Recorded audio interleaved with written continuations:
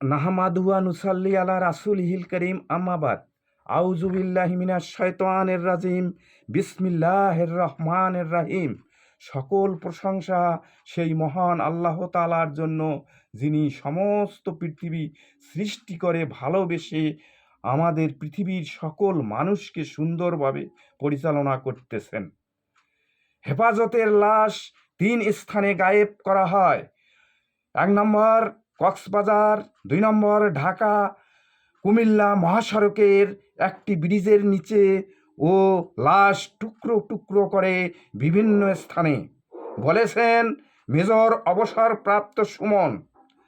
হাসিনার ছেলে বলেন, আমার মা মানসিক ভারসাম্য হারিয়ে ফেলেছেন। আয়নাঘর, পিলখানা হত্যা, শাপলা চত্বরে গণহত্যা ও 24-এর ছাত্র জনতার হত্যা ইত্যাদি ভয়ঙ্কর কাজগুলি যে করতে পারে তার পাগল হওয়া কোনো ব্যাপার না। এই কাজগুলি যে করেছে তার উপর আল্লাহর গজব পড়বেই, কোনো সন্দেহ নাই। এই কাজগুলির জন্য তার শাস্তি আল্লাহ নির্ধারণ করবেন, ইহাতে কোনো সন্দেহ নাই। ডক্টর মোহাম্মদ ইউনূস স্যার, আপনি ভুল করবেন না।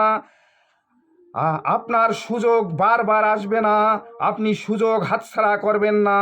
আপনি বাঙালি জাতির জন্য এমন কিছু করুন যাতে বাঙালি জাতি আপনাকে চিরদিন স্মরণ রাখেন। বেসরকারি ইটার শিক্ষকদের অবসর ও কল্যাণ ভাতা দেওয়ার জন্য বিশেষভাবে অনুরোধ করছি ও আমার আইডিটি চেক করার জন্য বিশেষভাবে অনুরোধ জানাচ্ছি। বিশ্ববাসী ও বাংলাদেশিদের কাছে আমার আবেদন, আপনারা আন্তরিকভাবে দোয়া করুন যেন আল্লাহ পাক আমার নেক নিয়াত পূর্ণ করেন। সবাইকে আবারও আন্তরিক সালাম, আসসালামু আলাইকুম। হিন্দু ভাইদের আদাব ও অন্যান্য জাতির প্রতি আন্তরিক ধন্যবাদ। সাদাকাল্লাহু তাআলা।